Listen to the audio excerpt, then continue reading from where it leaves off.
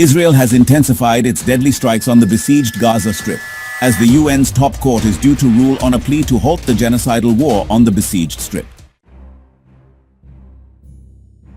Palestinian sources said Friday Israel intensified aerial and artillery strikes on Rafah and moved deeper into the southern city.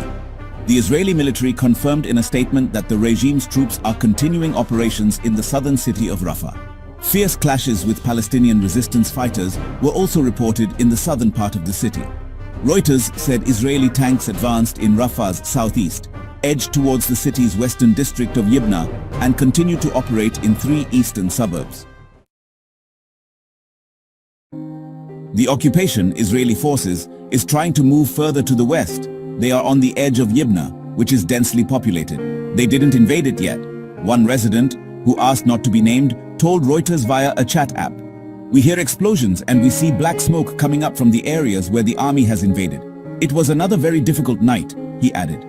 Overnight air and naval strikes were also reported in Gaza City, which left several casualties. Fighting also flared again in the northern areas of Gaza, where Israel previously claimed to have dismantled the command structure of Hamas resistance movement. "We hear nothing but the sound of explosions and gunfire," Mahmoud al-Sharif, 31, in the Jabalia refugee camp told AFP. A local source on Friday reported helicopters firing at the camp and renewed artillery shelling in the area. The ongoing strikes come while the International Court of Justice is set to rule Friday on the Israeli aggression after South Africa last week asked the ICJ, also known as the World Court, to order a halt to the war in Gaza, and in Rafah in particular. In January, the ICJ, whose orders are legally binding but lack direct enforcement mechanisms, issued an interim ruling on the emergency measures requested by South Africa in its genocide case against Israel, ordering the occupying regime to take all measures to prevent genocide in Gaza, but stopped short of ordering a ceasefire. South Africa filed a genocide case against Israel in December 2023 over its war on the Gaza Strip. According to South Africa's application, Israel's actions in Gaza were genocidal in character because they are intended to bring about the destruction of a substantial part of the Palestinian national, racial, and ethnical group.